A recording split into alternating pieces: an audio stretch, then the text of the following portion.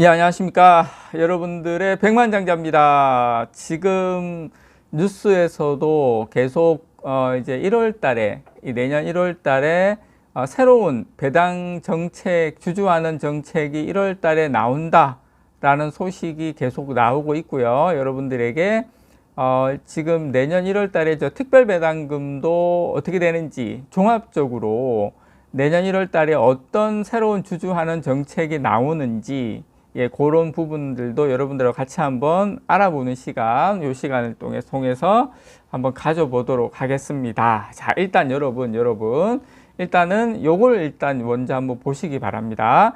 2018년부터 올해까지의 배당금하고 특별 배당금 추이입니다. 보시면 요게 3년 단위로, 자, 18년도, 그 다음에 21년도, 그리고 24년도 1월달 기준으로 바뀌어요. 배당금도 보시면 18년부터 20년도까지는 보통주 주당 배당금이 354원에서 2021년도에 1월달에 또 주주환원 정책이 바뀌면서 일반 배당금 361원으로 됐죠. 그리고 특별 배당금은 2020년 말 기준으로 1578원 대박이 났었죠. 자, 이제 2024년도에는 이제 특별 배당금은 어떻게 될지 한번 알아보고, 그 다음에 중요한 거, 1월 달에 나오는 주주환원 정책, 아마 보통주 배당금도 변경이 좀 있지 않을까 개인적으로 기대를 한번 해봅니다.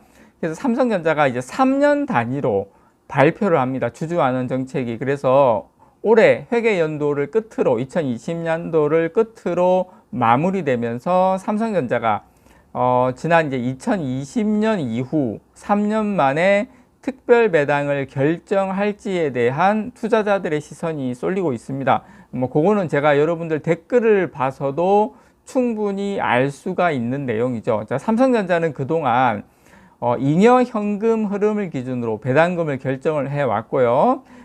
지난 2020년에는 기준을 넘어서는 잉여금을 주주들에게 특별 배당으로 지급을 했었습니다. 다만 이제 이번에는 특별 배당 가능성에 대해서 부정적인 전망이 상당히 우세한데요. 그 내용도 제가 여러분들에게 좀 구체적으로 설명을 드릴게요.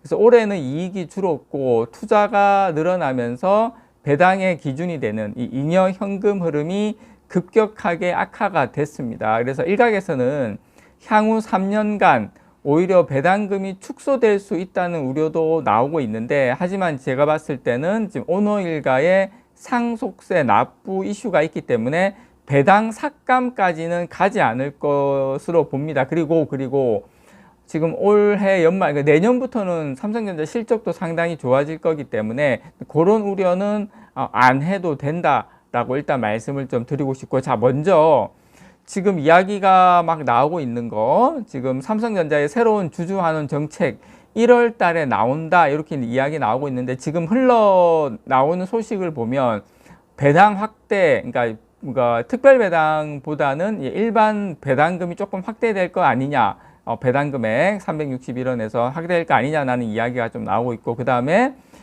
자사주 매입, 이런 주주가치 제고 방안이 나올 것으로 지금 기대가 됩니다. 그래서 내년 1월에도 연간 배당 규모와 특별 배당 여부 등을 확정지어서 발표할 것으로 보입니다. 그래서 주주가치 제고에 대한 요구가 지금 상당히 크기 때문에 자사주 매입도 아마 추가 주주환원 정책에 들어가지 않을까 개인적으로 기대를 좀 해봅니다.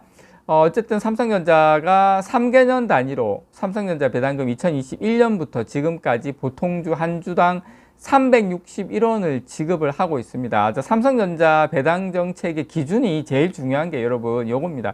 잉여 현금 흐름입니다. 잉여 현금 흐름은 기업이 실제 사업 활동을 통해서 벌어들인 금액에서 공장 설비, 기계 이런 것과 같은 투자 금액을 뺀 금액을 이야기합니다. 그래서 삼성전자는 잉여 현금의 50%를 주주에게 환원한다는 정책을 유지하고 있죠. 그래서 3년간 지급한 배당금이 이 잉여 현금 흐름의 50%를 밑돌면 이 마지막 분기에 특별 배당으로 장여 배당 재원을 주주들에게 지급을 합니다. 자, 삼성전자는 지난 2018년부터 2020년까지 매 분기마다 예, 주당 361원을 배당을 했고요. 자, 2020년 마지막 4분기를 기준으로 주당 1,578원의 특별 배당을 추가로 지급을 했죠.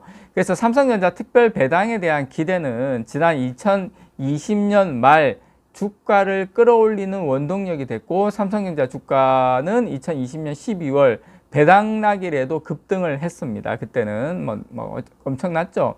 그래서 3년 단위 이 주주환원 정책이 마무리되는 올해 지금 특별 배당에 대한 기대를 보내는 투자자들이 적지 않습니다. 예, 제가 이 영상을 그전에도 제가 몇 번 드렸음에도 불구하고 아직까지 기대하시는 분들이 많아요. 하지만 올해는 개인적으로 특별 배당은 어려울 것이다라는 전망이 상당히 우세합니다. 물론 아직 결정 난 건 없어요. 뭐 내년에 또 뭐 이재용 회장이 우리는 어쨌든 간에 주주들을 위해서 우리 뭐 이 한 몸 불사르겠습니다 이러면서 뭐 줄 수는 있죠. 그건 아무도 모릅니다. 그래서 3년 전과 달리 삼성전자의 잉여 현금 흐름이 상당히 악화됐기 때문에 좀 힘들지 않을까 이렇게 개인적으로 예상을 합니다. 맨 밑에 FCF 보시면 잉여현금으로 해서 2023년 3분기까지의 누적을 보면 여러분 보시는 것처럼 마이너스를 보이는 것이 아마 보이실 겁니다.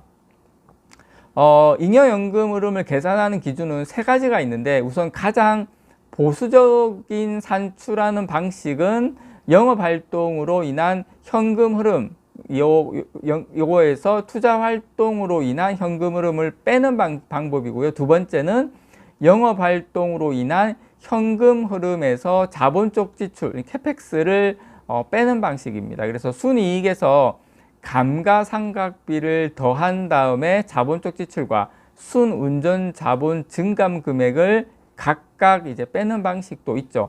삼성전자의 경우에 2018년부터 2020년 3년간 전체 배당금을 감안하면 영업활동으로 인한 현금 흐름에서 자본적 지출을 빼는 방식을 적용하고 있는 것으로 보입니다. 보시는 것처럼.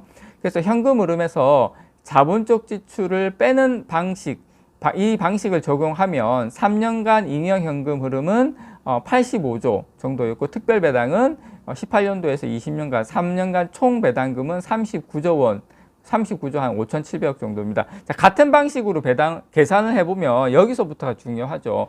같은 방식으로 계산을 하면 지난 2021년과 2022년 삼성전자 잉여 현금 흐름은 18조, 그 다음에 12조 7천억 원입니다. 하지만 올해 3분기까지가 마이너스 18조예요. 그래서 올해 잉여 현금 흐름이 마이너스가 되면서 2021년 이후 누적 잉여 현금 흐름은 12조 5천억 원이 됩니다. 12조 5천억 원. 그래서 삼성전자가 2021년과 2022년에 연간 배당금으로 한 9조 8천억, 거의 한 10조 정도를 지출을 했습니다. 그래서 올해 역시 같은 금액을 배당할 예정이어서 결과적으로 기준을 넘어서는 초과 배당을 이미 실시를 했다. 그래서 특별 배당이 쉽지는 않다고 보는 시선이 우세하다. 이건 제가 그전에도 영상으로 말씀드렸는데, 그러나 삼성전자가 또 뭐 진짜 우리 그래도 이대로 가만히 있을 수 없습니다. 진짜 우리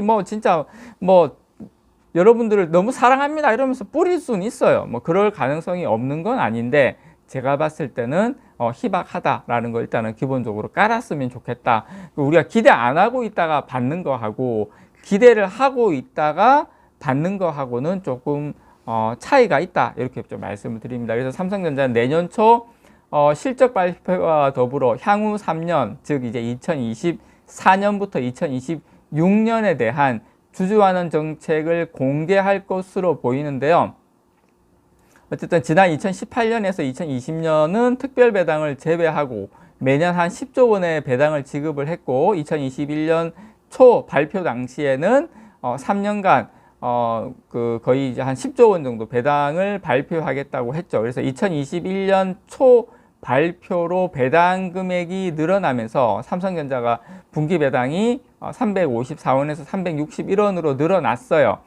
그렇기 때문에 이번에도 제가 봤을 때는 어떤 형태로든 간에 특별 배당금은 둘째 치더라도 배당금은 조금이라도 조금이라도 늘릴 가능성이 좀 있다. 저는 이제 그건 여러분께 말씀을 드리고, 그 외에 특별배당금은 제가 봤을 때 변함이 없을 거고, 다만 예, 아마 주주가치 제고를 위해서 자사주 매입 소각 같은 이런 것들이 추가로 나올 가능성은 있다라는 거 여러분께 말씀을 좀 드리고 싶습니다. 근데 일단은 여기까지는 기본적인 회사 내의 스토리고, 여기에다가 이건희 회장의 부인인 지금 홍나희 전 미술관장과 이재용 회장, 이부진 호텔신라 사장, 이서연 삼성복지재단 이사장 등 오너 일가가 내야 하는 상속세가 또 12조 원 정도 있거든요. 본인들은 또 돈이 없어. 현금이 이 정도 현금은 없어. 그러면 이 오너 일가는 요 보유 주식을